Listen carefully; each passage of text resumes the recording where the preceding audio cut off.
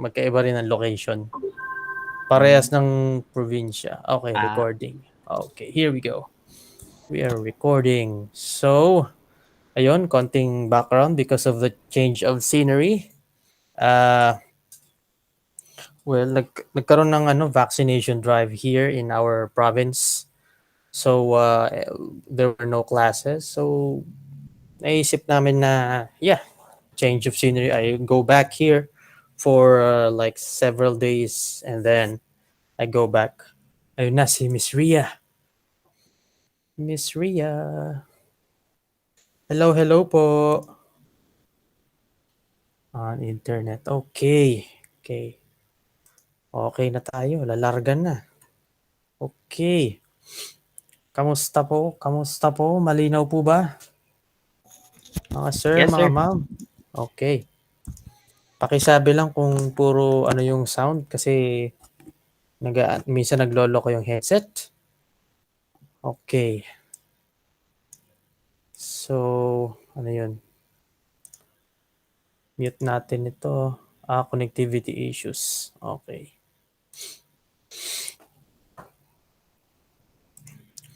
So, good evening guys. Ang aking topic ay na-close ko. Ang galing.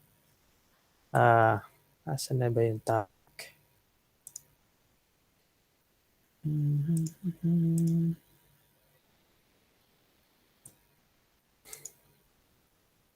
Ayun. So, ang aking topic ay itong nasa taas, Assessment in Language and Literacy Education. So, basic concepts, test, measurement, assessment, evaluation, role of assessment in uh, language and literacy education, and then C, principles of language and literacy assessment. And then here sa baba, part 3, approaches and methods of language and literacy assessment. So, meron tayo nung A, testing. Wala ako nung B. Letter C, dynamic assessment. And wala rin na yata ako nung letter D. Okay. So, let's begin. Balik po tayo dito. Okay. So, maliit ba or malaki? Maliit. I-maximize natin.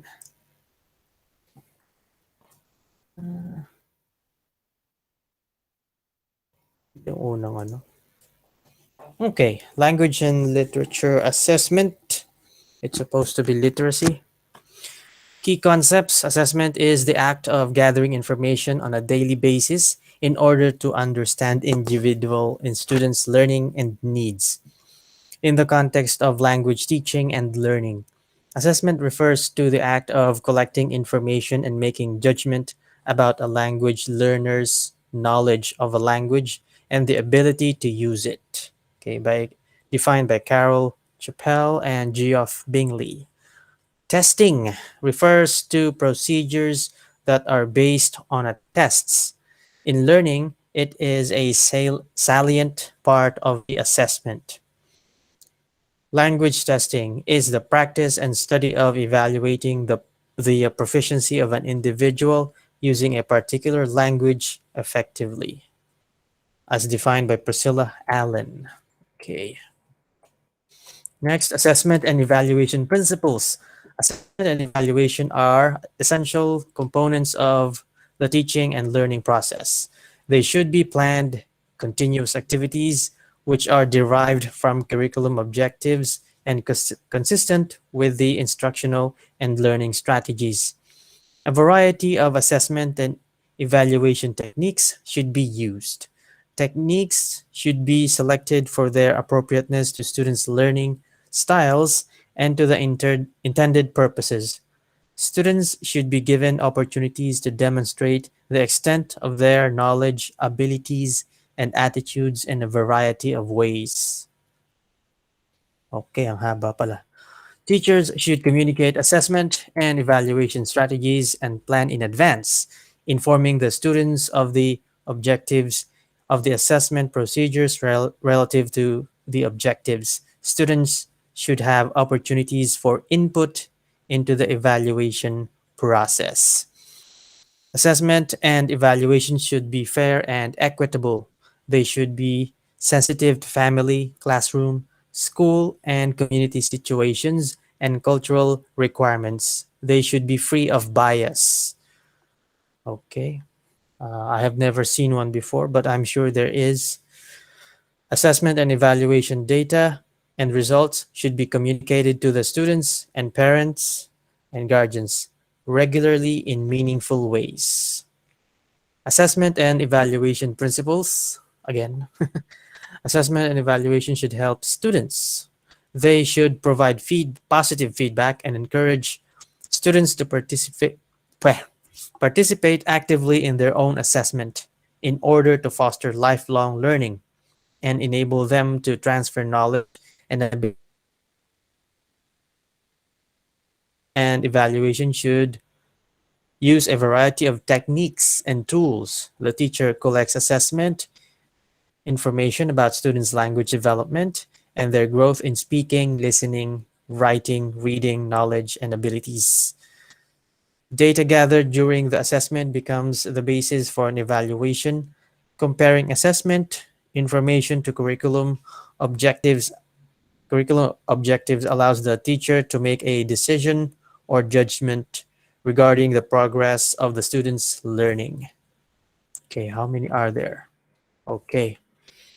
So, this part, medyo nalito ako when I was reading it. So, assessment for learning, assessment as learning, and assessment of learning. Okay, assessment for learning focuses on the gap between where the learner is in his or her learning and where he or she needs to be, the desired goals. This can be achieved through processes such as sharing criteria with learners, effective questioning and feedback. Black and William define assessment for learning as all those activities undertaken by teachers or by the students, which provide information to be used as feedback to modify the teaching and learning activities in which they are engaged. So, yeah, modify teaching, assessment for learning. Dapat pala nakapula yung text. Learners learn best when they understand clearly what they are trying to learn and what is expected of them. They are given feedback about the quality of their work and what they can do to make it better. They are given advice about how to go about making improvements. They are fully involved in deciding what needs to be done next and who can give them help if they needed it. Assessment as learning. Assessment as learning is about reflecting the evidence of learning. This is a part of the cycle of assessment where pupils and staff set learning goals, share learning intentions, and success criteria, and evaluate their learning through dialogue and self and peer assessment. Through this, learners become more aware of what they learn, how they learn, and what helps them learn. Assessment of learning. This is what I'm very familiar with. I never thought the other two existed. Okay. So, assessment as learning is about reflecting the evidence of learning. This is a part of the cycle of assessment where pupils and staff set learning goals, share learning intentions and success criteria, and evaluate their learning through dialogue. Parang naulit. Oh, Parang naulit nga, sir. naulit, sir. Sorry, sorry. Parang matrix lang Okay na, yan. sir. So, assessment of learning Expired involves testing. working with the range of available evidence that enables staff and the wider assessment community to check on the students' progress and using this information in a number of ways. Assessment of learning provides an arena for the management and planning of assessment and the teachers to work collaboratively with the evidence. It connects assessment to the curriculum. Okay, yeah, that makes sense. Assessments of the students should be valid based on sound criteria. They are reliable, the accuracy of assessment. They are comparable. They stand up when they compared in other departments or schools. Okay, comparable. Stack ranking, ano? Stack ranking. Functions of language test. In learning, tests are used to measure students' language ability, to discover how much they have been learning, to diagnose the students' strengths and weaknesses, and to motivate students in learning. Sometimes language teachers choose to test students through periodic quizzes and tests of achievements. At other times, instructor assess their students' language proficiency after several years of language study. Okay, yung big ticket. I think those are like big ticket exams. Functions of language tests. At other letter C. At other times, language teachers use tests for placement and diagnostic reasons and other purposes. In teaching, tests are used in teaching as a means to ensure effective teaching, to improve teaching quality, to obtain feedback on student learning, place on course. Okay. Tests are used in teaching as a means to ensure effective teaching, to improve teaching quality, to obtain feedback on the course. Inulit na, ano ba yun? Ulit na naman.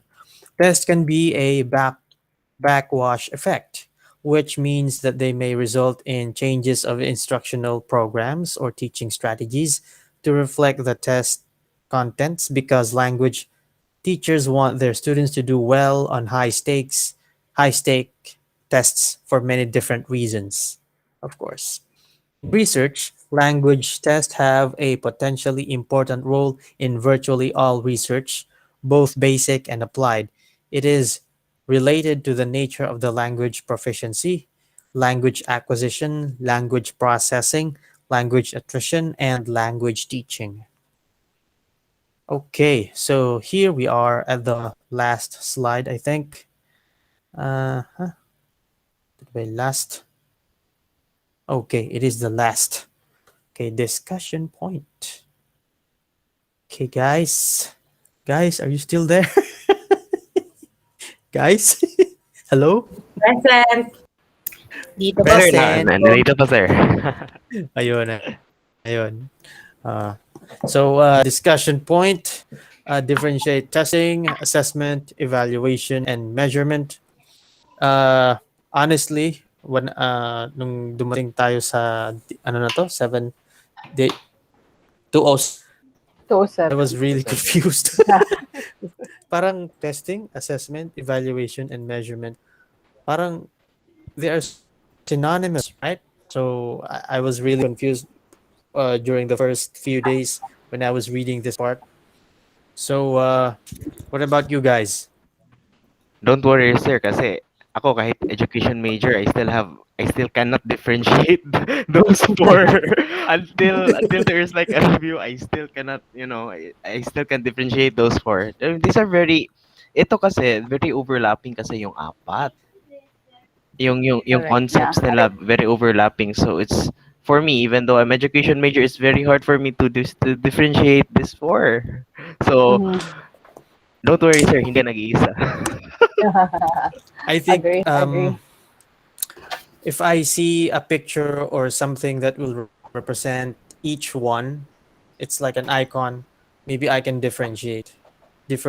So, uh, what about you guys? Can you guys differentiate? Because I could not. Be right back. Okay, sir. Guys, No mag-comment naman answer. kayo na para naman May akong ano nito. question. Mag-comment naman kayo, sir, mga ma'am. May I take a shot, sir? Try ko. Yes, please. So So, first, testing, assess. Yeah, go ahead. yeah. I want to start with the assessment first. So assessment, that is basically, in my understanding, a cover term. So whether it be informal or formal, as long as you are using a tool or a method to check yung skills ng bata, that is generally assessment. And then yung evaluation, this is where you use the results of the assessment to interpret, i-interpret mo na yung mga numbers or yung mga results so you would understand um, ano yung skills ng bata, ano yung strengths and weaknesses, and then it will inform yung planning mo or yung changes in your teaching that you're gonna do. And then measurement. Measurement yung paggamit ng norm referencing and criterion referencing. So, parang ito yung what you use para ma-quantify yung results in an assessment. Yung testing, medyo confused din ako ano yung specific na definition ng testing. I feel like testing is probably like formal assessment. Like kapag meron kang standardized tool that you're using. Ayun. I don't know, do you agree, guys? Mag-comment naman kayo, guys. Miss Eden. Uh, I Ayan, I nasa did sir. not Ayan, I did ayan, not ayan. ito I kinuha ko lang yung notes ko. Kaya Ganun ba? oh, kasi 207 na pala to. Yung sa akin po yung measurement. I'll just read from my notes. Yung measurement daw uh is related to some kind or rule or standard. So of course you measure how many ml of water there is. So uh that's what makes measurement different Taas ako. from the rest. And then Ha?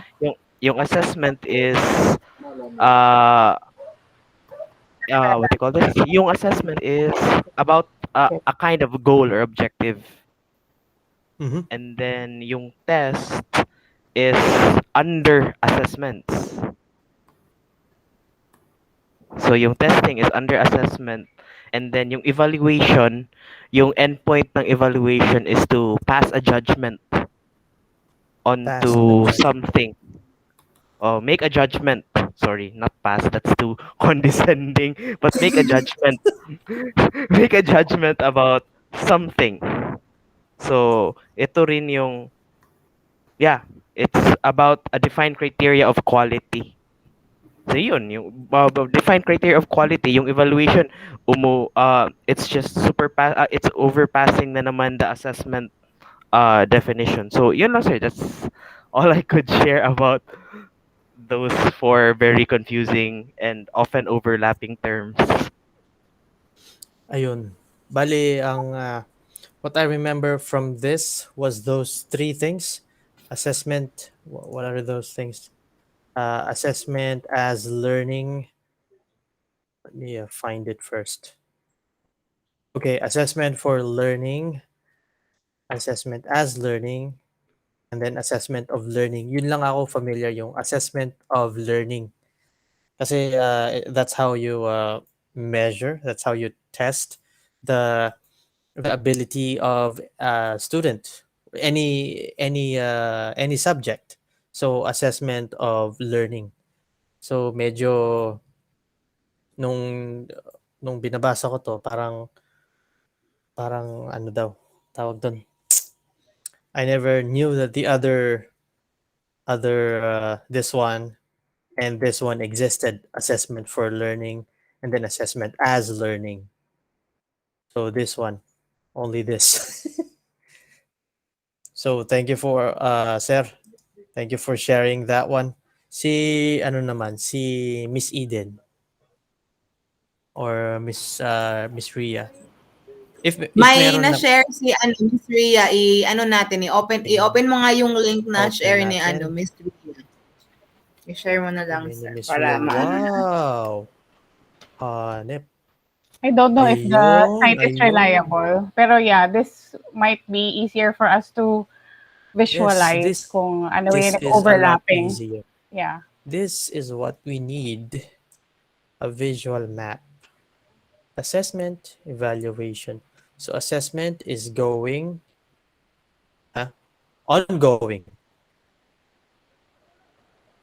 Mm-hmm. Yeah. Yeah. Parang ibig lang yun. Is judgmental. Oh, judgmental. Is applied against standards. Standards, parang national standards. Okay. Shows shortfalls. Okay. Kung ikukumpara sa ibang bansa, makikita yung comparison. Okay. Both require criteria. Use measures. Are evidence-driven. Okay. Yes, yes. Thank you, Miss Ria. Thank you for this. I-save natin. Ito ba yun? Ito ba yung Venn diagram? Okay. Yeah. Okay. This is a kind of Venn diagram. Okay. So, assessment. So parang evaluation is yun, the judgment that you make based on the results of the assessment. So Yeah, it's, I it's an agree. instrument that you use or yung assessment pwedeng marami siya na kinds, and then based on the assessments that you have made, saka ka magme-make ng judgment and evaluate how the student has performed or yun, especially if measured against the performance of other classmates or of other, kung standardized siya, yung students from other countries siguro, katulad nung PISA, yung galit na galit si Briones na result ng World Bank assessment ng learning ng mga estudyante. So yan, that's evaluation. Di ko yata nabalitaan yun, but Hindi. I do get the picture. Oo. Okay. Basta ko yun. Oo.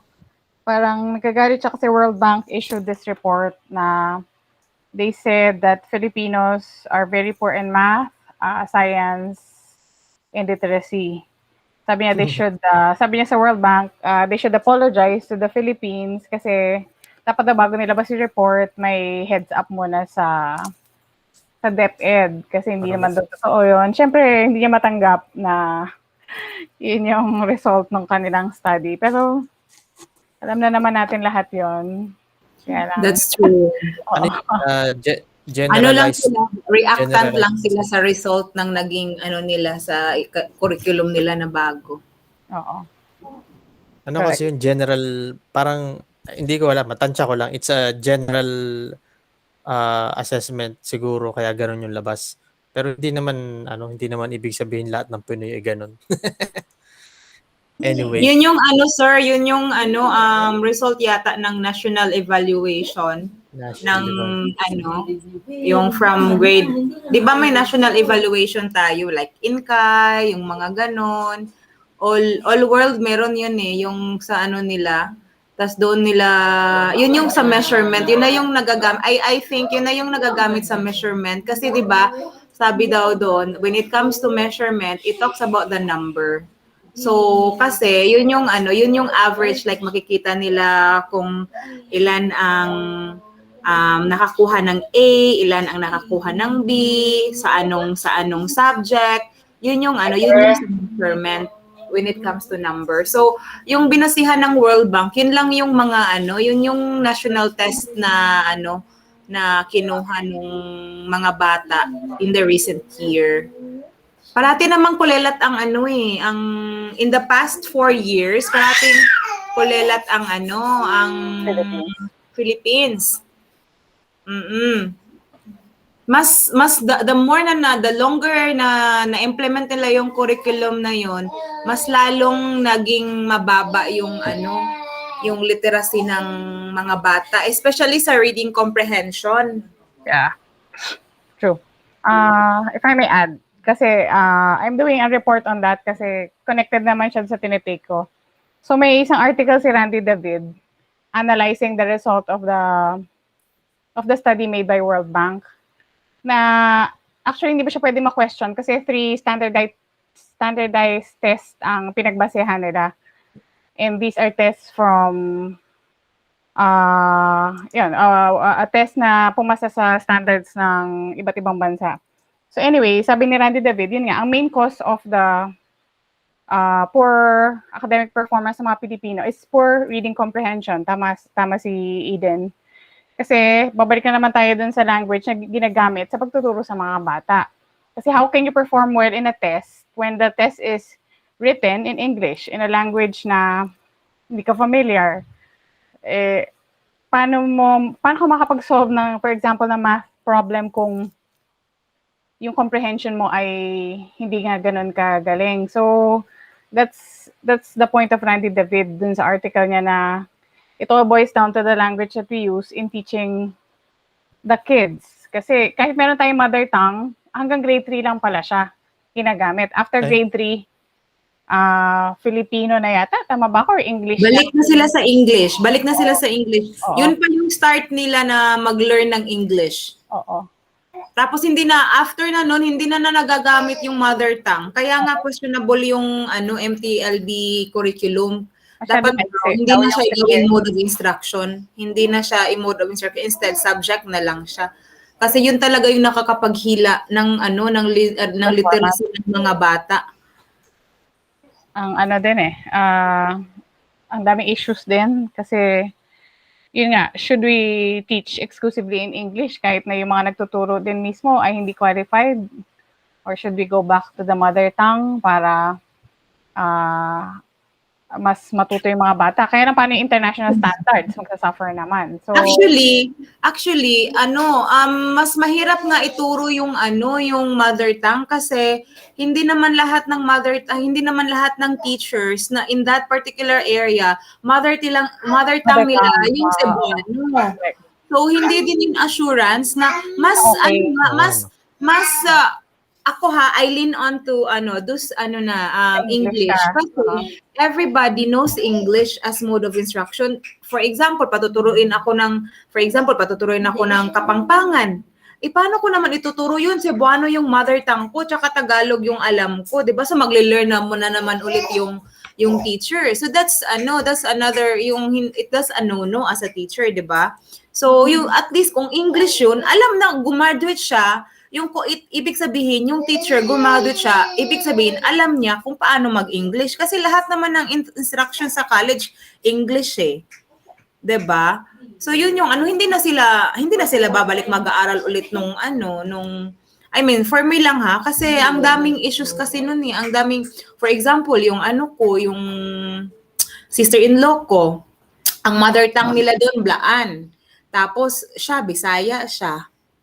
Tapos, paano yun? Mag-hire pa sila ng mga Blaan tribe to teach? Paano yun? I see. Diba? Ay, yung materials preparation, yung Yes, that's true.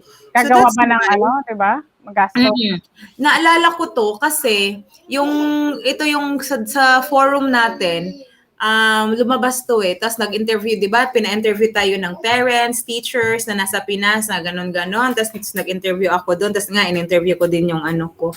Tapos in-interview ko din yung Indian na na co-teacher ko. Sabi niya, oo, kasi sabi niya, ang sa kanila daw, kasi madami din kasing languages ng India, di ba? Mm-hmm. So ang sinabi niya, hindi daw mode of instruction nila yung kung sila, dalawa yung subject lang nila. For example, ako Tagalog, Cebuano, tapos Tagalog yung national language natin, 'di ba? So dalawa ang electives nila, Cebuano at Tagalog. In that area, kung ano man yung mother tongue mo, isa yun sa electives. Tapos ang isang electives is yung national language. Tapos yung mode of instruction nila, English yun. Yun yung sa India. Ganun ang ng India. Ganun ang curriculum ng India. So nag-mother tongue din sila but not mode of instruction. Elective, subject siya. Subject lang. Saka parang mahirap ituro ang, for example, math sa mother tongue. Paano may doon, di ba? Kasi nasanay na tayo na 1 plus 1 eh. Oo. Tapos science din, lalo na yun, di ba? Yung terms doon. That's true. So problematic siya Imagine ko talaga. kung paano ko tuturo sa Tagalog yun. Tapos sabi nung isa kong na-interview na parent, sabi niya, mas magaling pa yung anak ko na magbisaya kasi yung mga Bisaya nila, mga Cebuano na hindi na yun nagagamit ngayon, yung mga obsolete na Bisaya words na ba na hindi na nagagamit ngayon kasi syempre ngayon language is an evolution, 'di ba? It's evolving. So wala na, obsolete na siya. Yun yung tinuturo doon sa sa school. How can ang purpose kasi ng mother tongue is for the the subject matter to be translated into your mother tongue para mas makakaintindi ka. Ang nangyayari ngayon, i-interpret mo pa yung mother tongue in English. Baliktad. So bakit mo naman ituturo ang ganun? Mas nakakaintindi man pala sila ng English kaysa sa mother tongue nila. Yun yung ano ba yun? Drawback ba yun? Drawback ba tatawag yun? Drawback, yeah. Yun yung drawback sa implementation ng mother tongue. Kaya, that's one of the main reasons why Filipino students right now are really falling behind from other countries where in fact, Filipinos in our generation are really good in English and nagtiteach nga tayo ng English in another country. Tapos ang generation ngayon, mababa na yung reading comprehension nila. Yun yung kaya siguro hindi yun matanggap ni Briones kasi gustong-gusto niya talagang pupush talaga yung MLB na yan. Yung parang ganun. Tongue twister na. Tongue twister, MTV, MTV, ROV, MLB, mobile league. Yung mga ganun ba? So yun yung yun kaya tama naman. Sino yun, Ria? Randy David. Tama siya actually. Pag ganyan, pag may mga lumalabas kasi ng mga news na ganyan about sa learning yung assessment ng mga bata, evaluation sa Pinas, binabasa ko yun. Kasi syempre, yung parang natin yun yung tawag nito. Nasa atin yung, parang natin yun ba? Field natin yun. Oo. So binabasa ko siya. Parang interested ako sa mga ganun. Kaya, maraming syempre may mag-aano talaga, may kakampi talaga sa curriculum ng Pinas. But as we studied that, I think we know better. Yung parang ganun ba? So hopefully ma-open din yung eyes nung mga sabi nila, ikat mo na lang to Sir Happer, sabi nila UP daw yung gumawa ng curriculum. Taga-UP. Ang gumawa lang naman ng curriculum. Yeah. Talaga ma'am. Kung nabasa, di ba, siyempre pinabasa tayo ng curriculum ng MTV, di ba? Pinabasa tayo nun. Ang ganda. Ang ganda nung nila lang, vision and mission, yung 7 pillars, maganda yun. Kaya lang, wrong na, ang implementation ang nagkakaano sa implementation. Kaya kung i-evaluate, yun yung yun siguro yung intindi ko sa sa evaluation, yung parang nandoon na yung assessment. Pero yung assessment na yan, i-evaluate mo pa kung tama o mali. Kaya meron tayong ganito, 'di ba? Practicality, readability, kasi doon na nafo-fall yung evaluation. I-evaluate nyo pa yung assessment na nagawa mo, sakto ba? Tas yung testing, yun na yung pag-i-implement nung ginawa mong assessment. Tapos yung measurement, yun na yung yung numbers na yung result na yung nung ginawa mong assessment. Yun yung ko, mga reflection ko sa mga ganyan. Kaya I'm anti-MTV pa rin ako.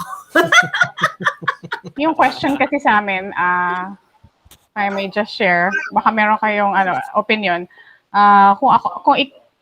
Kung ako daw yung policy maker, would I agree na ibalik yung English only policy sa school?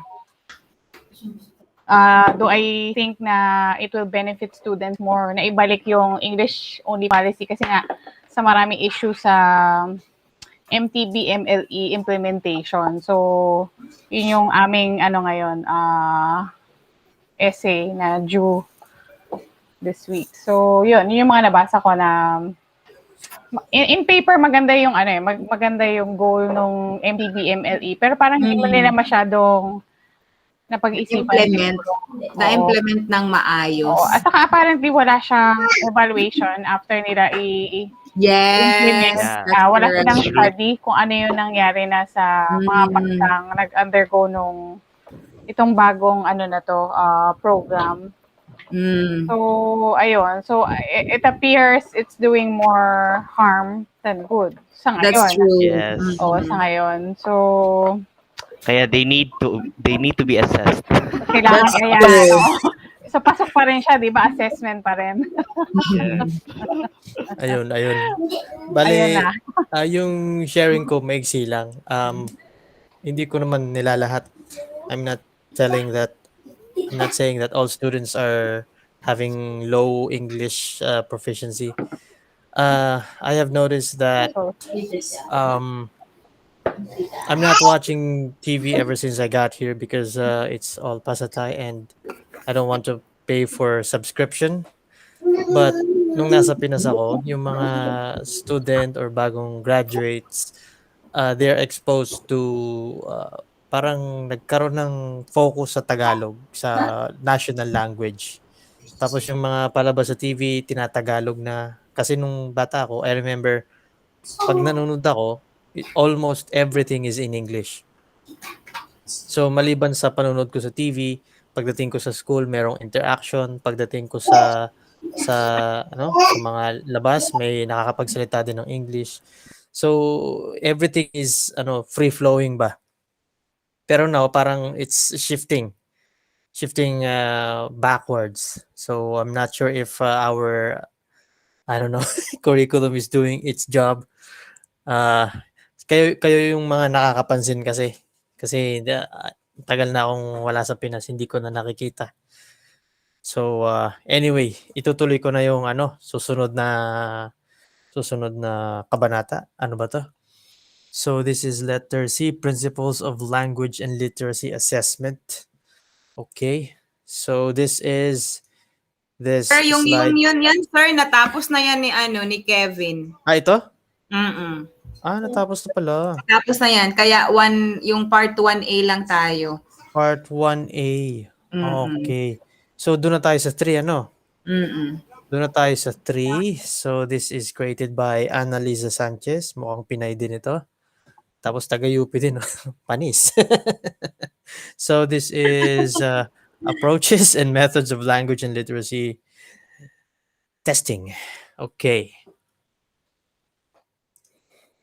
So, approaches to teaching, language teaching. There has always been a close relationship between testing and teaching. A look at the state of the art in language testing reveals that different testing methods have been developed in accordance with various teaching methods. The history of language testing shows that it is almost impossible to work in the field of testing without being constantly concerned with teaching. Spolsky, 1978, maintains it is useful, though an overgeneralization, to divide language testing into three major trends, which I will call the pre-scientific, the psychometric structuralist, and the integrative sociolinguistic. Wow, tongue twister. The trends follow in order but overlap in time and approach. The third picks up many elements of the first, and the second and the third coexist and compete. Madsen 1983 classifies the testing history into three stages of intuitive, scientific, and communicative. Heaton 1990 is the other scholar who classifies the testing history into four main eras. They are the essay translation, the structuralist, the integrative, and the communicative approaches.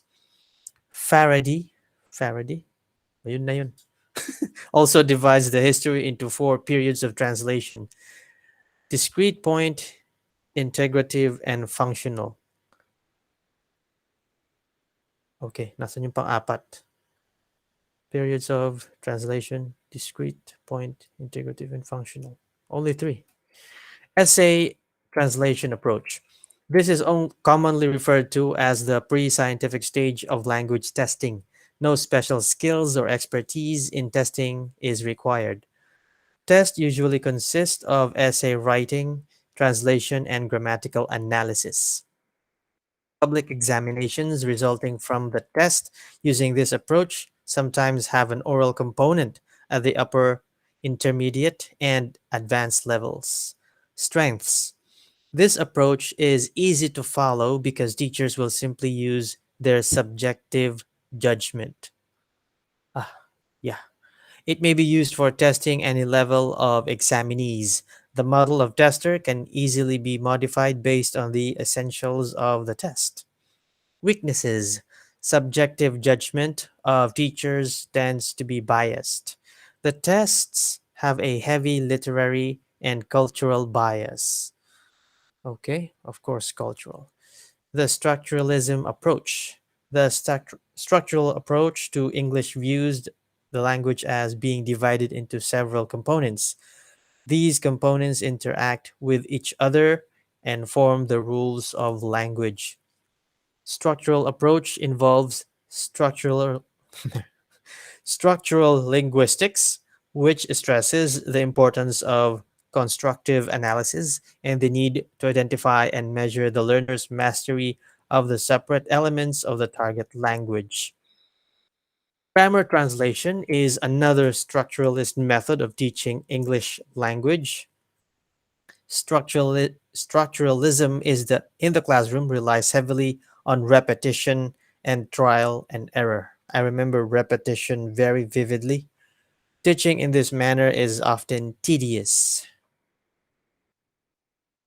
Integrative approach. This involves the testing of language in context and is thus concerned primarily with meaning and total communicative effect of discourse. This approach stated that communicative competence is so global that requires the integration of all linguistic abilities. According to Aller, 1983, if discrete items take language skill apart, integrative test put it back together. Okay. Discrete item. Okay. Communicative approach. Testing is intended to provide the teacher with information about the learner's ability to perform in the target language in a context, in a certain context specific task. The principles of testing in communicative language testing can be described as the following. According to Annan, 1990, task in the test should resemble as far as possible to the ones as would be found in real life in terms of communicative use of language. Yeah.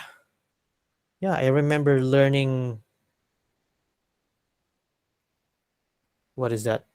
I remember studying conversations that are not used in real life. There is a call for test items contextualization. There is a need to make items that address a definite audience for a purposeful communicative intent to be envisioned.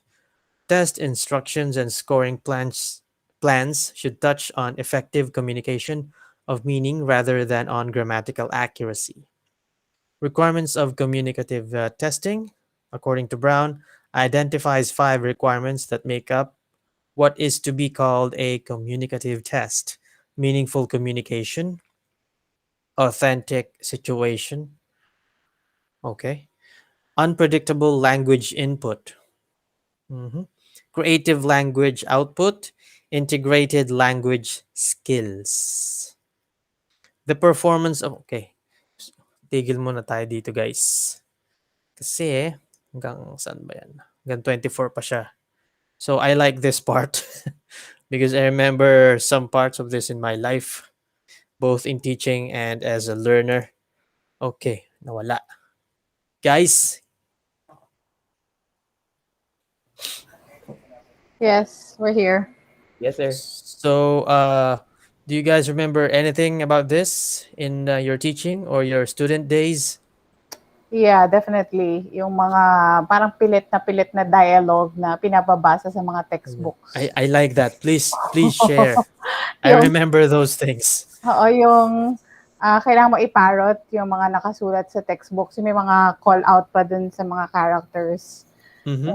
Tapos, kailangan yung mag-pretend you're in the same situation na parang imposible naman mangyari sa buhay mo as a student. Tapos, pinipilit kang mag-produce ng language based on a situation that that is very far from your reality. So, yun yung challenge. Na parang, ang hirap naman ito na pinapasalita ka sa isang hindi ka familiar. Kasi dapat may context daw, di ba? Authentic din. So, doon pa lang, fail na kaagad yung hinihingi nung mga textbook. Pero, I remember for some years, ganyan yung approach ng teaching ng English para ma-practice yung communication, yung sapilitan talaga sa sa amin at least.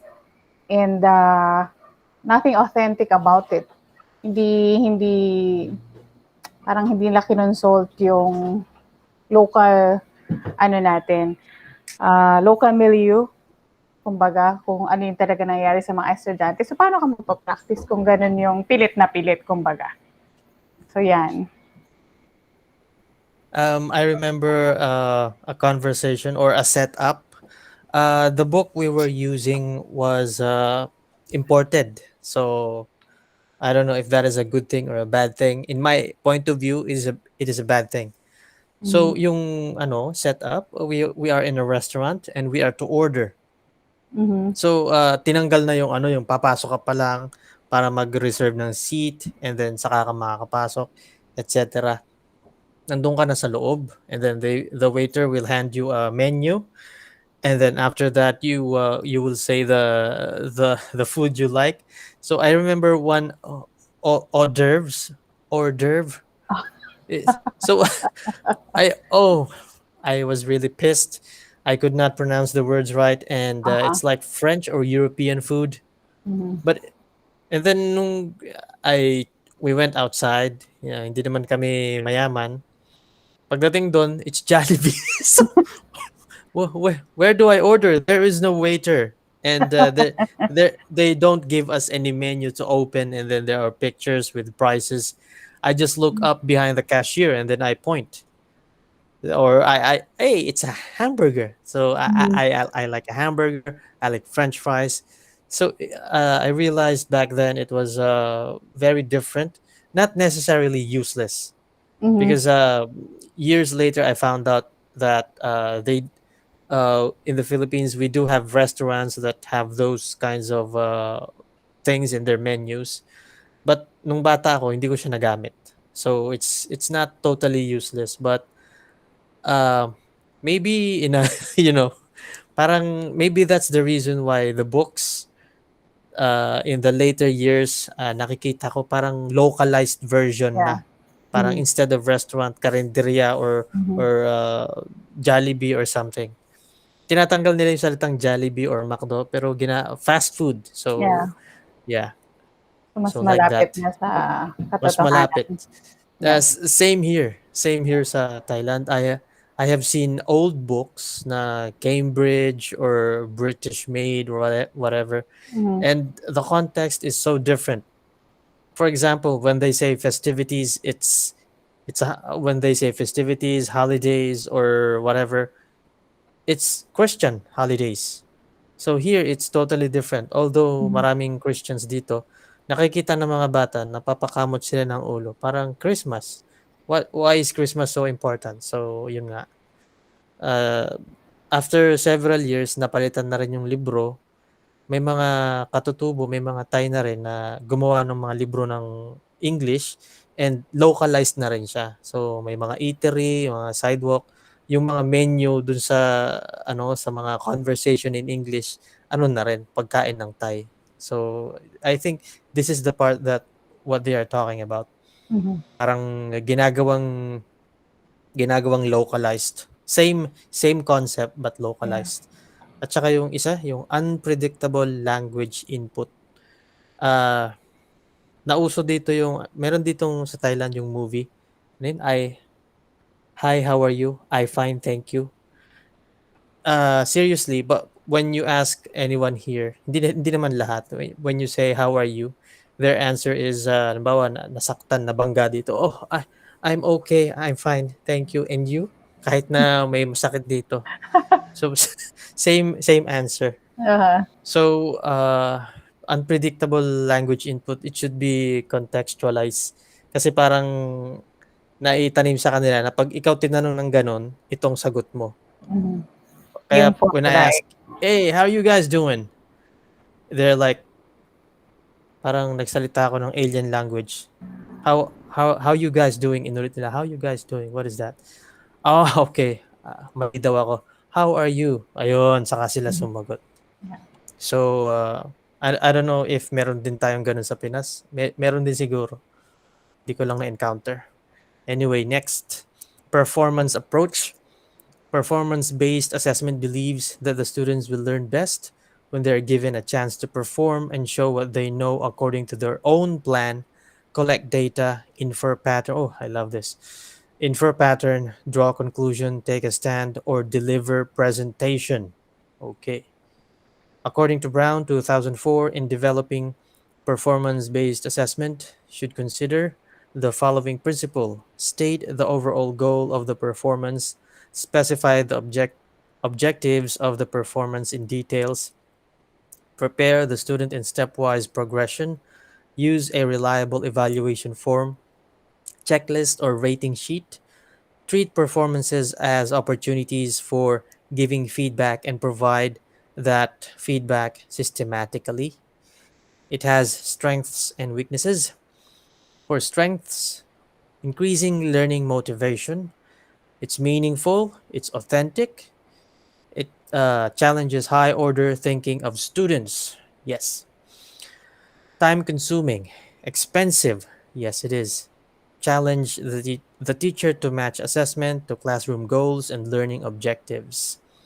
Of course, her references for this. Thank you so much. Full of flowers. Okay.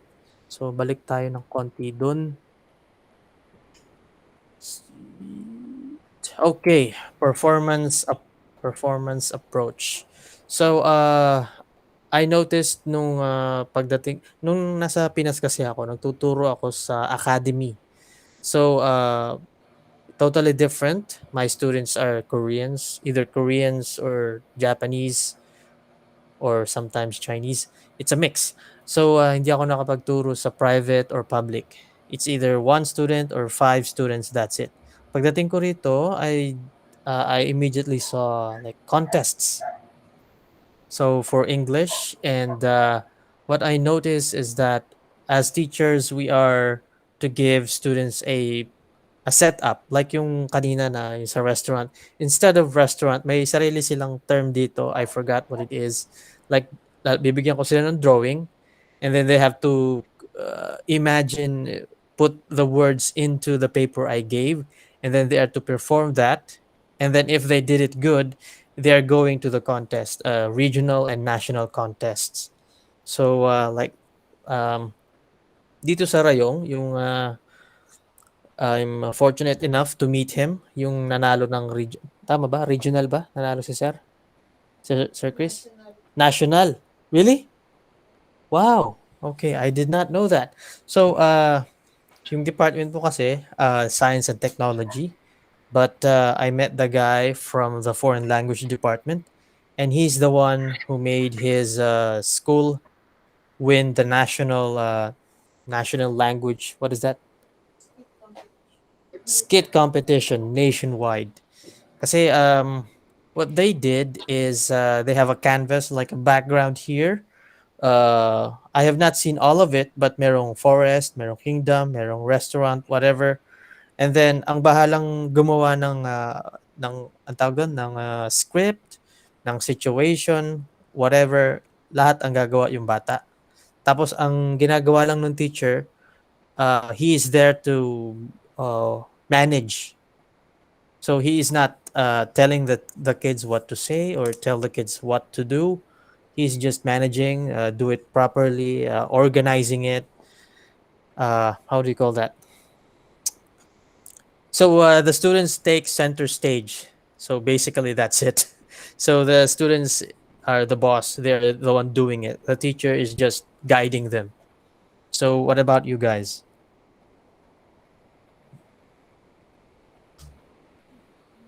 Oh, nawala. Anyari.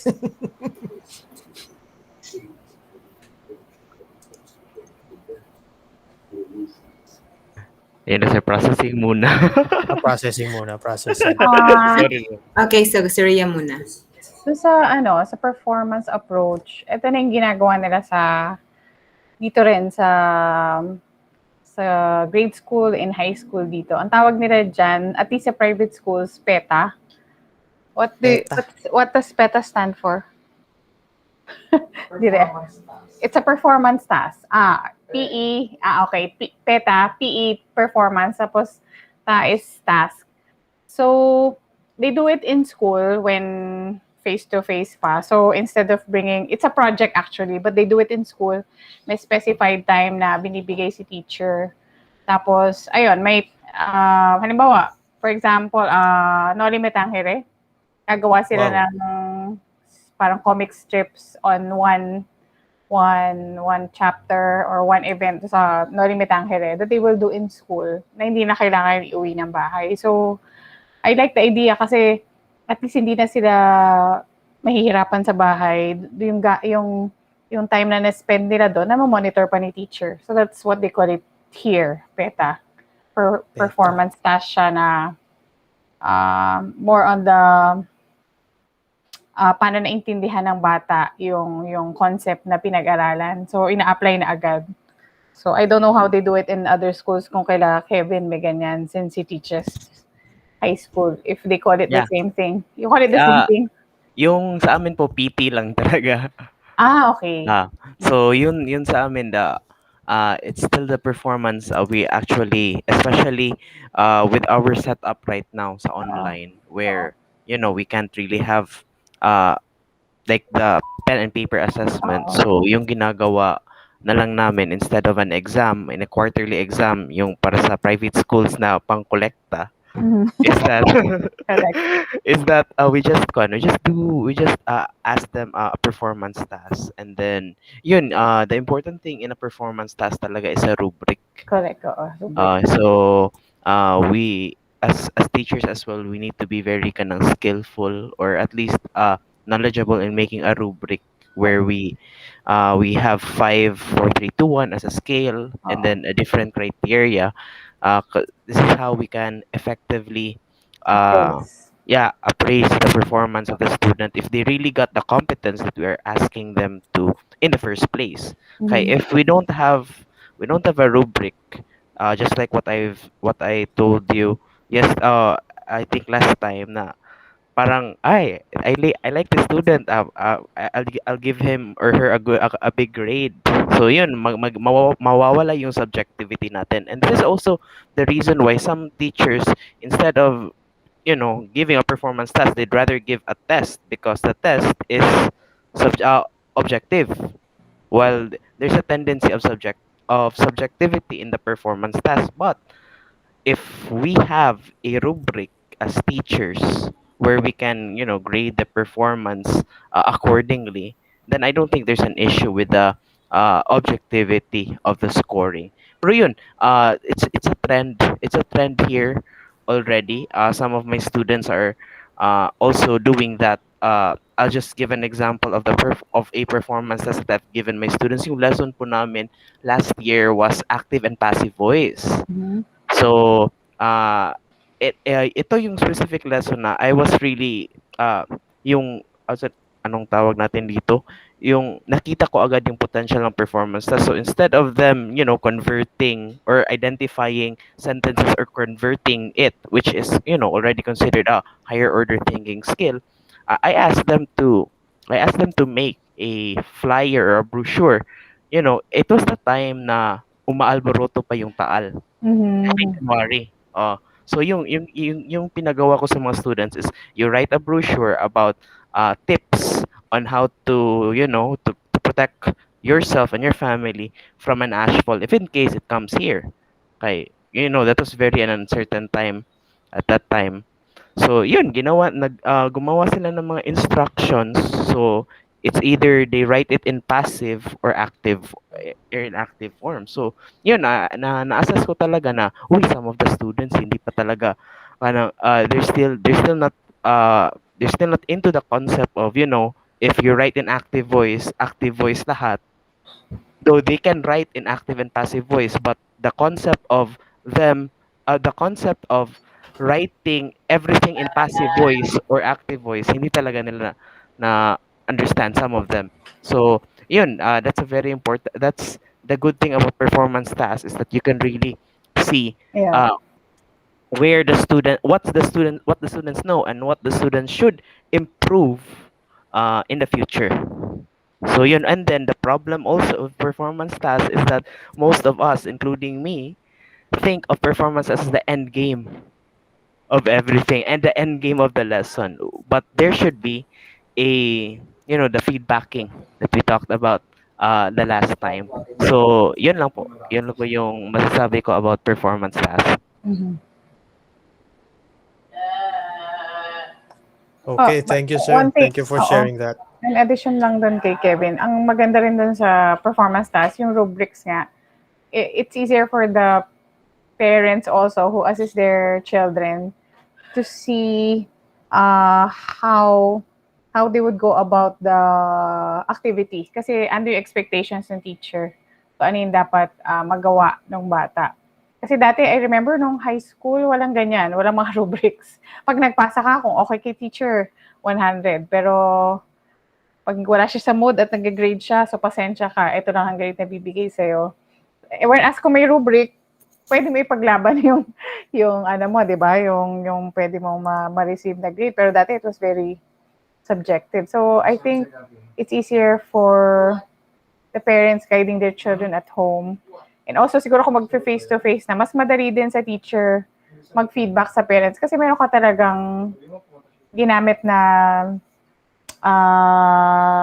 what do you call it? Standards in grading a certain project. Di ka lang nang hula, kumbaga. So, yun yung maganda doon. Yan.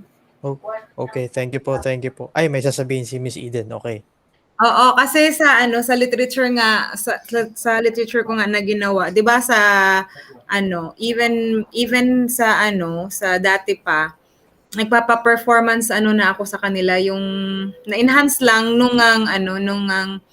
na-adapt ko yung ni TJ, yung GPU niya. So anyway, so sinasabi nila, "Teacher, why did I just get 8?" Gaganon sila. Sabi ko, "Did you wear your costume?" Gaganon ako sa kanila. Did you tawag nito, your line, did you memorize your line? O gaganon. Okay, teacher. Gaganon.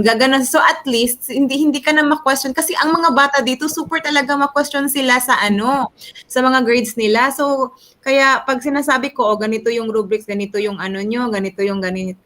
So alam na nila kung ganun sabi ko nga sa kanila, I'm still so generous when it comes to giving your grades. So if I give you that, do not question me why you only have that kind of grade.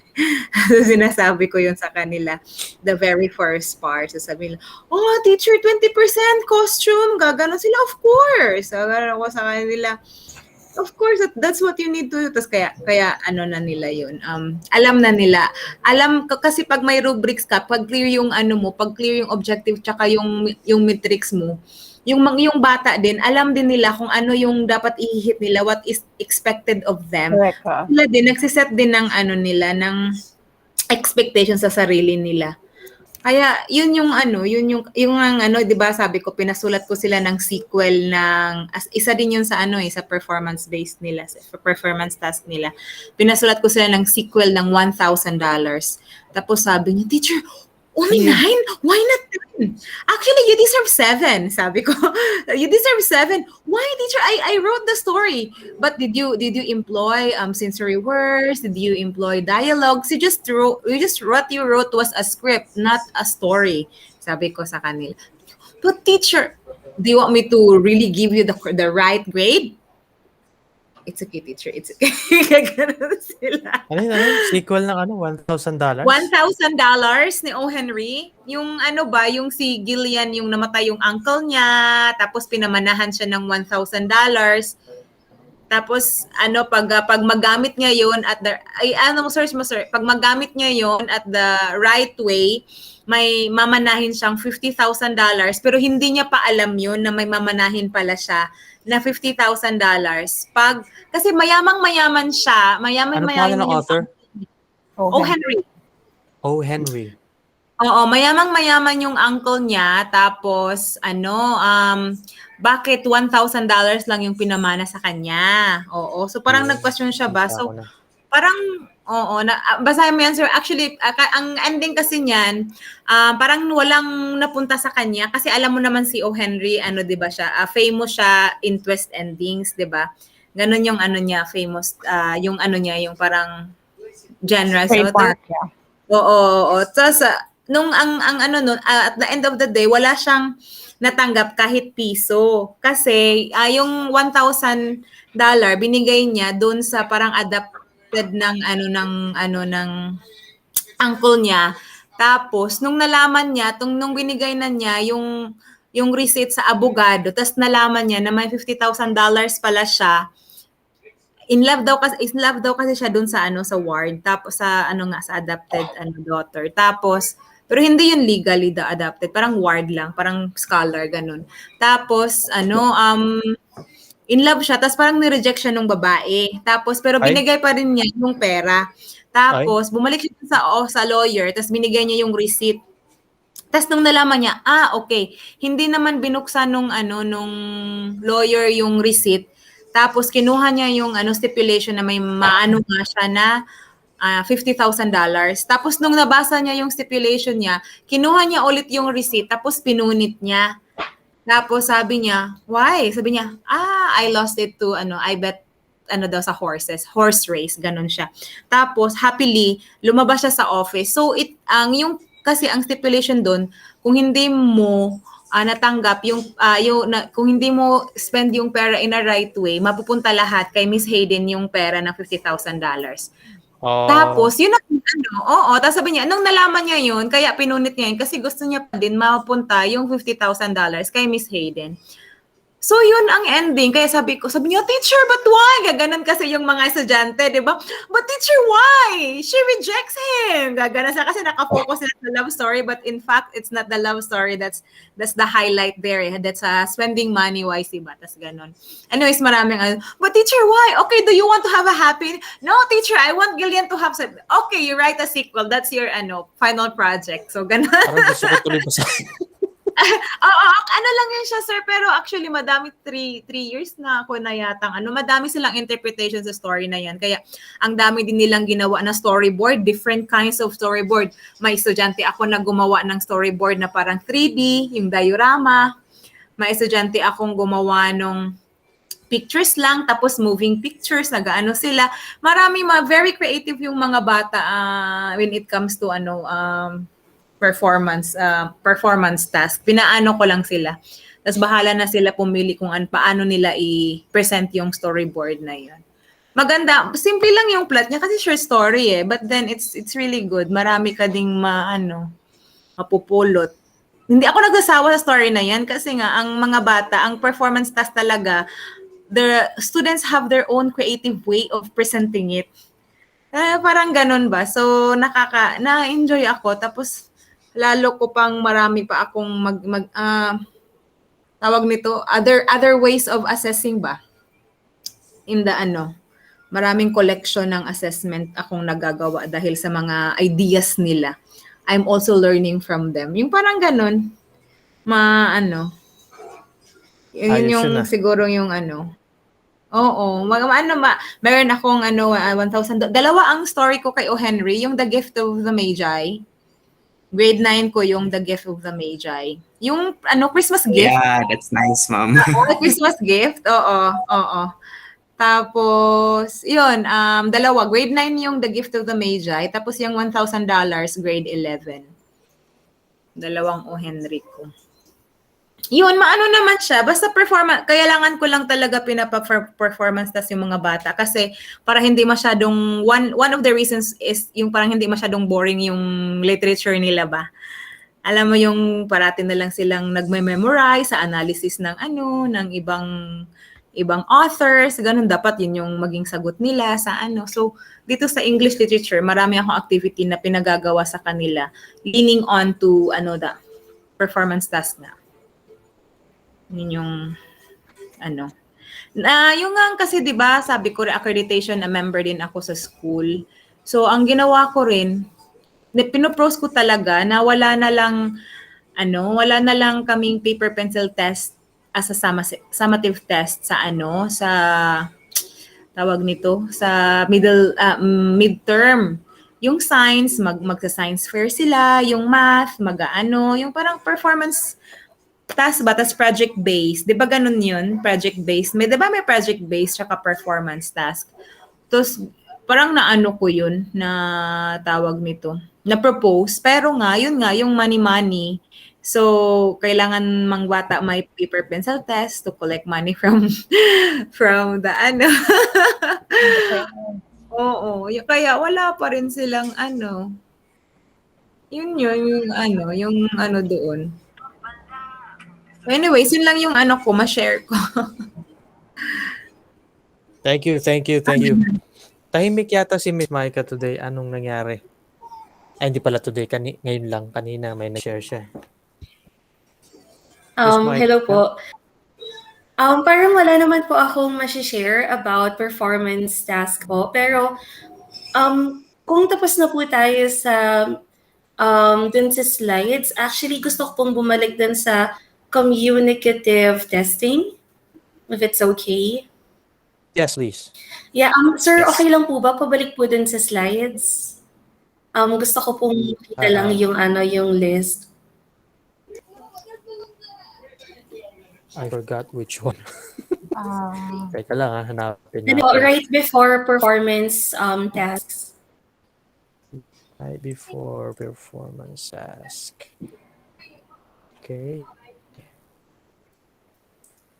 Naisado ko na kasi. Teka lang.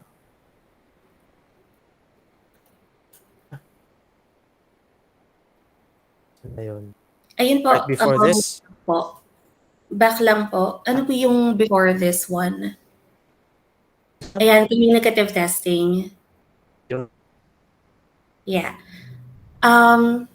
So for this one po, so narinig ko po yung mga issues that you raised earlier na parang contrived yung communicative testing. So feeling ko po baka depende rin siya dun sa material and then dun sa presentation nung teacher or nung assessor.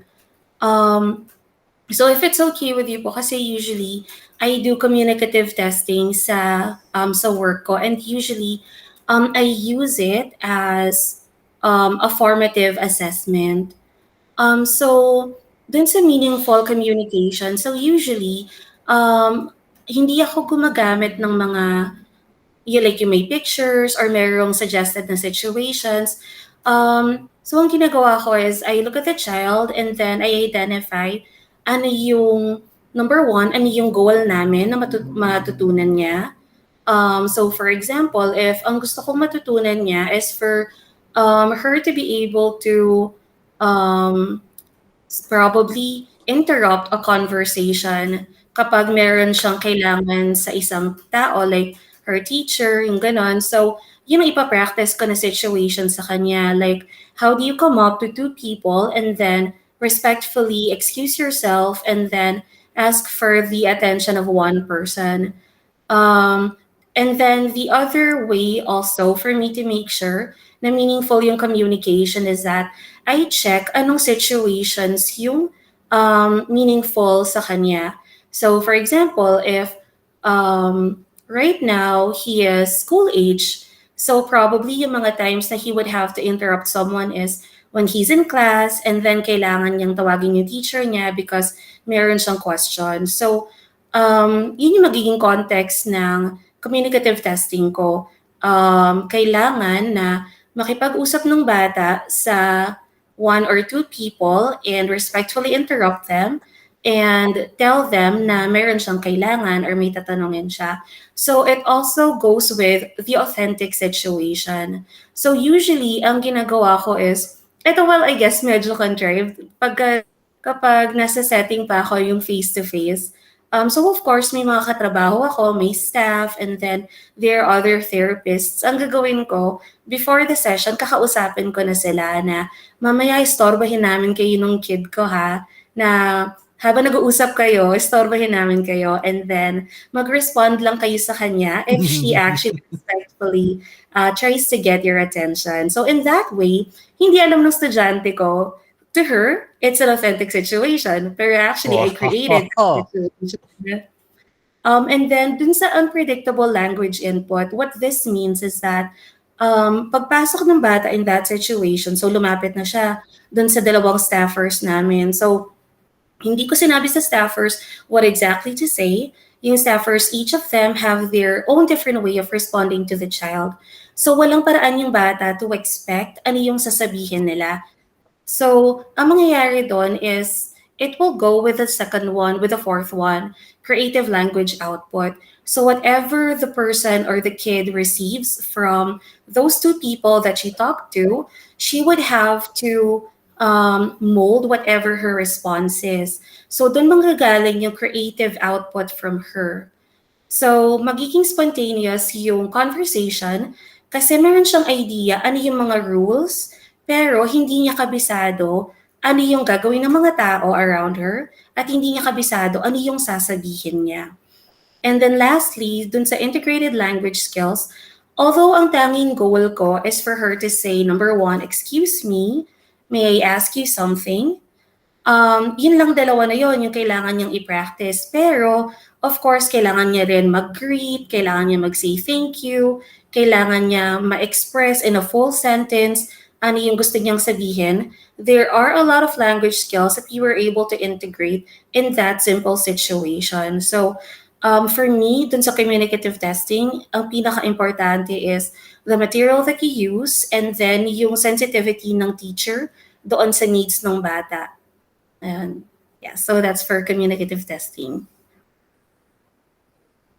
Naalala ko, Maika, yung yung nag-aano pa ako sa language center. Ganito kami may may tawag nito, yung course namin required ang mga adult na yung tinuturuan ko required sila na 2 months kasi yung course nila, so in that 2 months dapat may 4 times sila na lalabas ng classroom, like teach at the cafe or ang ginagawa ko minsan pinapapasok ko sila sa other hindi ko alam to but pero ginagawa namin to yung mga regards community kasi sabi ko nga 'di ba yung sa language school wala silang assessment, wala silang like measurement kumbaga pa, may assessment sila kami siguro pero wala silang yung yung talagang measurement. So ang ginawa ko yun lang, papasok kami doon sa ibang klase, mag-aano sila, magtatawag nito kung ano yung natutunan namin on that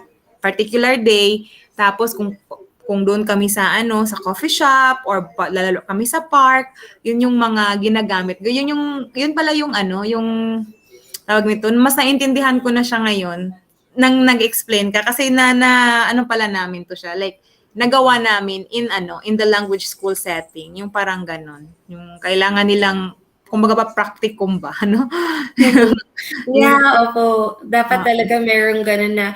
Actually, kapag nagtuturo po ako sa students, so merong situations, of course, na kinocontrive ko talaga within the clinic. Tapos, kinakausap ko yung mga teachers and then kinakausap ko yung parents para makahanap sila ng opportunities outside of the clinic para ma-practice nila yon. So, papapractice ko sa teachers na o kapag tinapik ka lang, wag mong papansinin. Just wait for her to actually use the proper language o to talk to you. Or sa parents naman, papag playdate nila, tapos parang i-lead nila yung bata to two or other kids who may be having a conversation.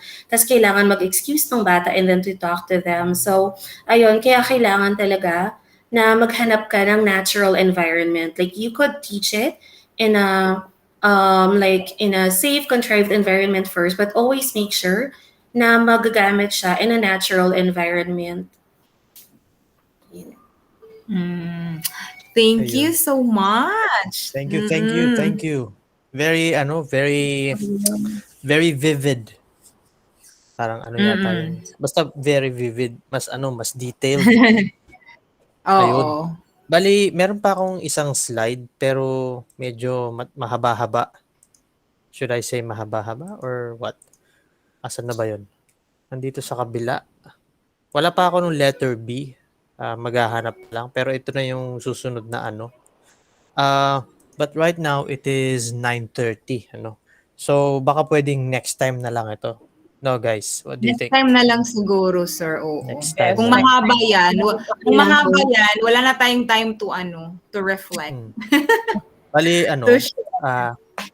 next time, kasi since wala akong B, I can continue to find for this one. Letter Mm-mm. B. Ano ba yung letter B? Mm-mm. Observation. Okay, observation at saka portfolio assessment. Mm-mm. So I still have enough if we are going to continue, like, meron pa akong mga possible search for those two topics. And maging sa susunod na ano, Friday na, sir. So may 1 week na lang tayo. Oh, If Friday. matuloy ba kayo? Wala pa kayong final update? Kung I matuloy don't. kayo, meron kayong 3 days na lang MWF next week. I don't think matutuloy. Kasi Kasi yung sa last batch, 5 days before the exam nila yung email. kasi sabi ni Ma'am Marshall, ang word niya na ginamit is might. Hindi talaga sure. So walang, hindi na ako maasa na 24. Sana lang mas sila. Sige, at least madaanan natin yung instructions, learning instructions at saka strategies in teaching. If hindi man kayo matutuloy. Pero kung matuloy kayo, madaanan pa rin natin yun. Kasi last na naman to kay sir ang assessment, tapos go on na tayo. Balik tayo sa 203 siguro. Kasi tapos na tayo sa 201 tsaka 202. So 203 tayo. Trends in reading instructions. iba naman yung itatanong ko. It's not about yung topic. Ano yung sa tingin nyo yung weakness as a presenter? What? Again, sir? Weakness kasi ako yung nagpe-present ngayon, ako yung nagpapakita ng slides. Feedback ba? Kasi yung dati ko yung interlang, meron akong video, meron akong pictures, tapos may mga guide questions, and napansin ko sa mga gawa ko lately, wala na yung mga yon. So, what do you guys think? Am I ako nakapansin I don't know if napansin nyo guys. Nalagas kumbaga. Nakamute ka yata. Siguro kulang ka lang sa time, sir, to prepare. Kulang sa time. But anyway, yun nga, napansin ko nung mga ngayon at saka yung previous presentation ko, wala na akong picture o kaya extra video to present. Wala rin akong question. Ayun nga Miss Ria, baka meron kang questions dyan? Like I last have Wednesday? actually. Oh, yes! Thank you. Gusto ko yung tawag nito, entertain yung question ni Maria kanina. What do you think about if we will implement the EOP policy? Actually, gusto ko lang siya, effective naman siya, but then not all subjects. Siguro kung lang, kasi kami, syempre I don't know if napagdaanan niya yung EOP policy, 'di ba? Pero ako kasi, oo, 'di ba? Yung lang, yung kung English yung subject niyo, mag-EOP kayo, tas kung klase lang din talaga. Pero pwede namang tawag nito, okay, hindi siya whole day ba? For example, kung break time naman, so okay lang na magsalita sila ng ng vernacular, ganun.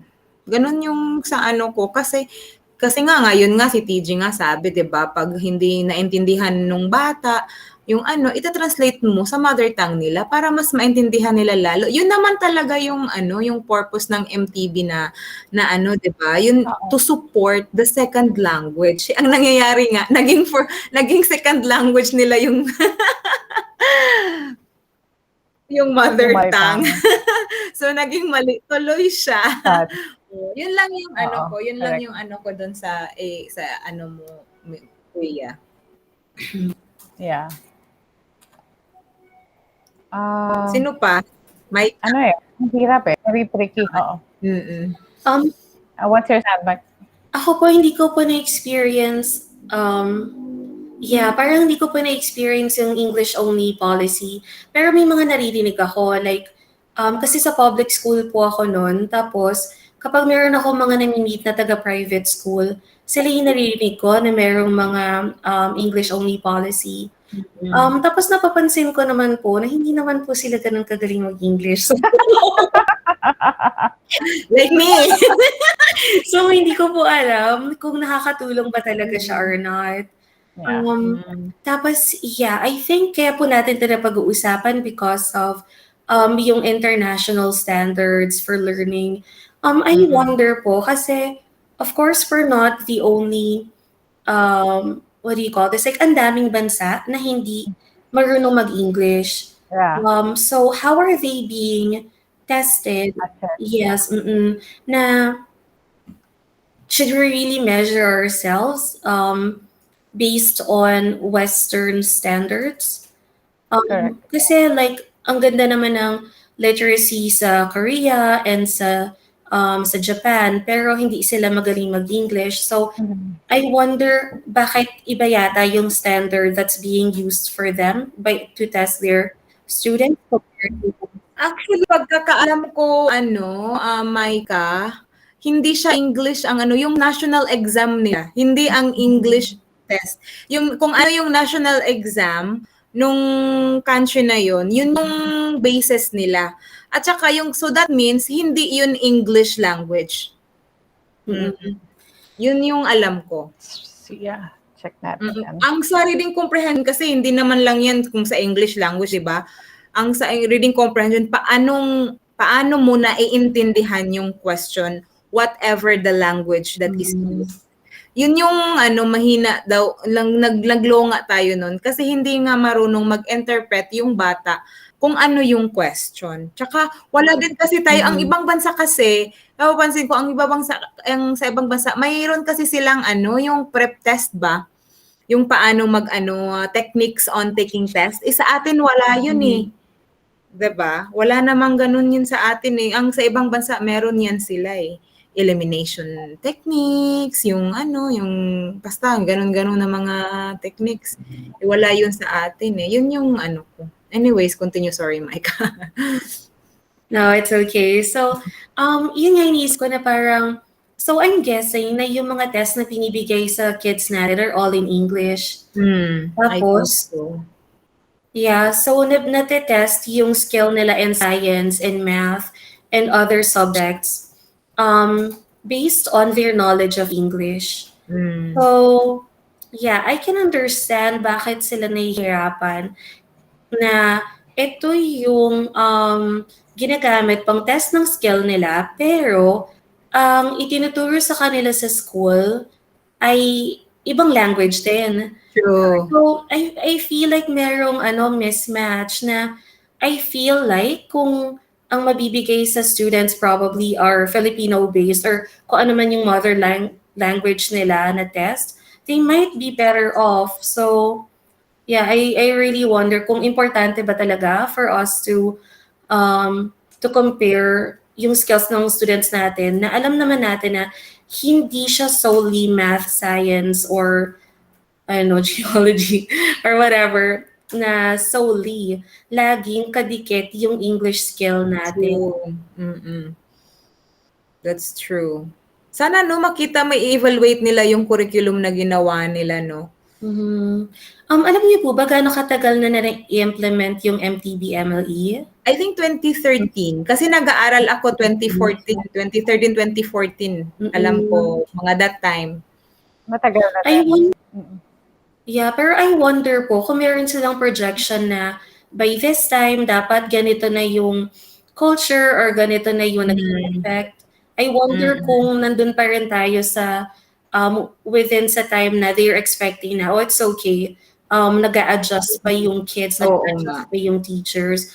Because I think we have to start worrying kung lagpas na tayo dun sa projected time nila to see effects. Correct. Tapos ganito pa rin, nagsa-struggle pa rin. Maybe it's time to reevaluate it. Based dun sa nabasa ko, wala silang na set na time frame kung kailan dapat So, evaluate. saan na yung four kinds of assessment, testing, evaluation, Sadly, measurement, oo. no? Parang hindi na masyadong na-think through yung kanilang plano. Yeah. Kasi may isang paper din ako nabasa. Nag-observe siya ng classes sa Visayas and Mindanao on paano nagtuturo ng English yung mga teachers. So may inobserve siya na klase sa city, meron siya inobserve na klase sa provinces. So, syempre sa city, mas qualified yung mga teachers, yung mga bata, madaling nakaka-follow sa instruction ni teacher. So, walang problema. Pero ang na-notice niya, doon sa mga teachers, ano sila lagi, always on guard doon sa correction ng mga bata instead na ituro nila na ito yung dapat na sinasabi natin.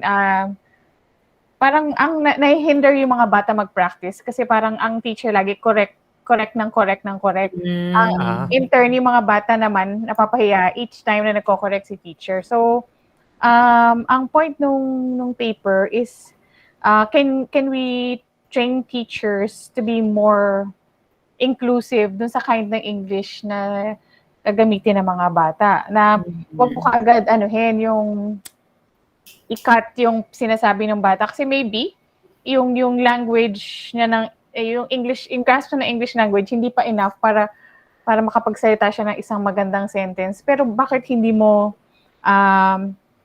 siya bigyan ng mga ways kung paano niya mapaganda pa yung pag-express niya sa sarili imbes na i-cut mo kaagad o ipahiya mo kaagad sa klase. Kasi what you have said, Micah, it doesn't seem to work kahit mag-English only policy sila kasi nga we tend to reach for this standard na gusto natin ang pagsasalita katulad kaagad ng native speaker when in fact nag-interfere talaga yung first language natin sa pag-learn natin ng second language. So yun yung point nung study na kailangan i-take into consideration yung first language ng bata na hindi mo talaga kayang tanggalin sa kanya kasi yung sinasalita niya sa bahay eh. So, ang pinopropose niya is to not disregard yung first language ng bata at isama siya sa pagtuturo ng English. Ito yun, no, sa if natatandaan nyo, ito yung part ng sa teacher, being a teacher ba, di ba? Understanding and acceptance of why students communicate as they do. Oo, exactly. Mm-mm. So, kasi yung tingnan din natin yung mismong English classroom natin, lalo sa mga nagtuturo na English sa mga sa mga higher grades or sa high schoolers kasi yung may study sila na English only policies are actually counterproductive kasi imbes na magsalita yung bata, hindi lang sasalita kasi mapapahiya ka eh kasi nagpo-police kayo, pare-parehas kayong nagbabanta. Parehas kayong pulis. Parehas kayong pulis. So, actually, ako personally, nung gusto nilang ganyan mag-English only policy sa school, hindi ako nagsasalita din kasi tendency mapapahiya ka. So, may ganong factor siya. So, may mga studies that found out that it's not really productive. Hindi siya nakakatulong. So, it should be, dapat mas inclusive siya. Na pag-aaral mo na English, hindi ba dapat sasantabi yung first language? Imbes gamitin mo yung first language as a bridge to learn your second language. Which is very radical kasi sabi sa atin, bawal, di ba? Pag nagsalita ka ng English, dapat pure English, bawal ka mag-code switch. Pero ngayon, ang trend pala is they are starting to allow code switching, as a bridge towards acquiring your second language. So pwede na pala siya. Pero hindi pa nga siya accepted. So ang key is teacher training. That's true. Yeah, teacher training talaga, totoo yun. The more we know, the better kasi the more ang students mahuhon kung ano man yung dapat talaga kung anong meron sila. Oo. Yung naalala ko yung EOP kasi, 'di ba, nung high school ako nag-study ako sa sa math science school. Tapos may pilot section sila, tapos may star section sila, tapos the rest is yung regular section na. So doon ako sa regular section. Tapos yung pilot section, ano yun, EOP policy yun all day. So ang tendency pag may pag may dumadaan na Nagpasalita. all campuses yan ha, kahit saang sulok sila ng campus. So, ang tendency, pag dumadaan yung pilot students na yan, tumatabi yung talagang, yung parang Moses talaga ang nangyari. Oo, kasi, wala talaga makikipag-usap sa kanila na iba. Sila lang pag-uusap kasi, diba? Kasi we feel so isolated. Siguro, yun din siguro yung feeling nila. But then, dahil yung private section sila, ang taas-taas ang tingin nila sa sarili nila, yung mga ganun ba? So, talagang Moses talaga mangyayari pag dumadaan. Uy, pilot section yan. Kasi, talaga sila, no? Gaganon kami din sa sulok. Yes, totoo. Tapos pati yung mga star section, nag-English din talaga sila. Tapos kami mga regular students, parang lang kami, galing-galing naman nila mag-English. Ganon-ganon kami, oo. Tapos nga, 'di ba ako nga yung naging Teachers Day. Ako yung naging ako yung pinili ng teacher ko na mag-substitute sa klase niya. So, pumasok ako doon sa hindi ako pumasok sa pilot section, doon lang sa star section. Pumasok ako, nag-English talaga sila. Tapos sabi ko, matuturo ba ako? Kasi parang mas may alam pa ang mga taong to sa akin. Yung parang meron ako feeling ko ba.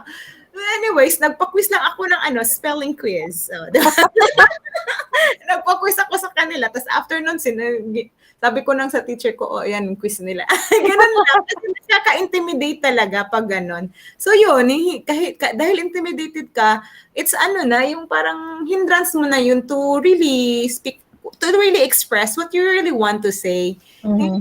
Something like that. So, yun. Oo. Sometimes may bias din tayo as teachers eh. Pag yung bata, sobrang galing ng English. Yes! Pero actually, kung analyze mo yung sinasabi niya, actually wala naman siya sinasabing substance. True. Pero since magaling siya mag-English, Yes. nadadala na niya. So, Mm-mm. I think yun, kailangan natin i-analyze yung bias natin na yun, na bakit pag magaling mag-English, automatic smart na agad. Pero, hindi dapat, di ba? Kasi pwede mo rin naman siya masabi sa Filipino. At kung kaya, siguro, yung language kasi is just a vehicle of what we want to say, what we want to express. Yes. So, I think we need to let go of that bias na pag magaling na English speaker, matalino na agad. Kasi unfair sa students din natin. That's true. Kasi meron ako dito ang tatahimik ng mga estudyante na to. Tapos, pag nag-exam or kami, may paparite ako something. Siyempre, may literary analysis kami. Tapos, may paragraph, din yung extended constructed questions. Ang galing-galing. Tapos, pag recitation na, hindi naman, mag-vocalize ng kung ano man yung answer niya.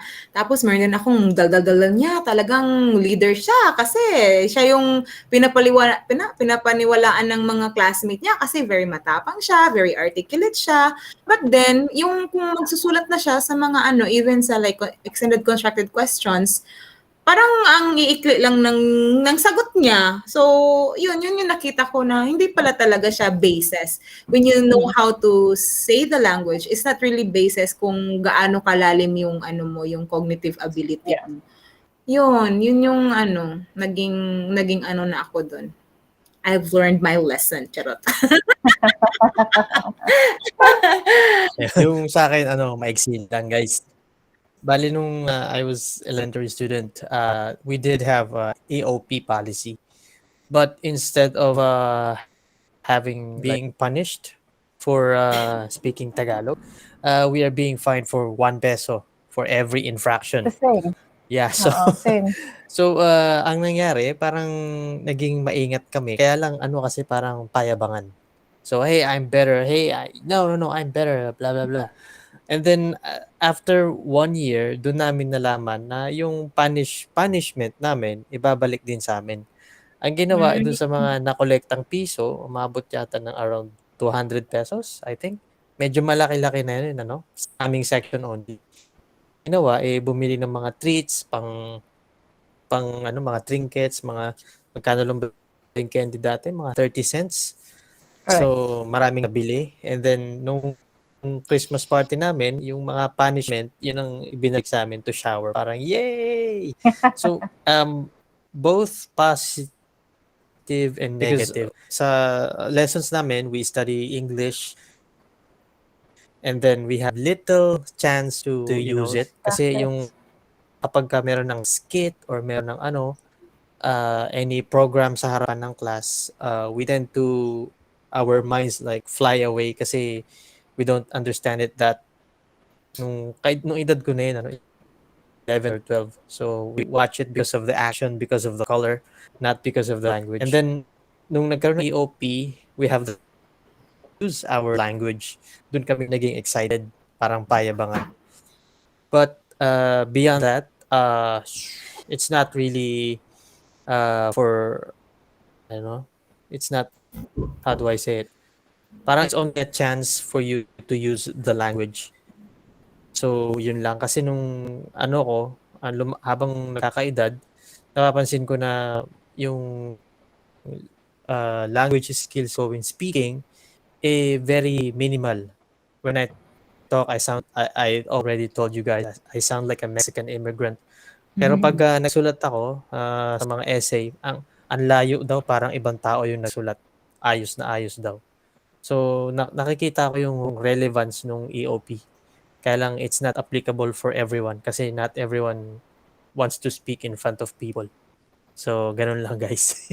Time check po tayo. Anong oras na? 9:55. 9:55. So, right here, it's 8:56. 1 hour difference. So, guys, let's wrap this up. Yeah. Any itigil ko na yung recording. Medyo Saka na natin ano yung questions, implications. Ay, may test nga pala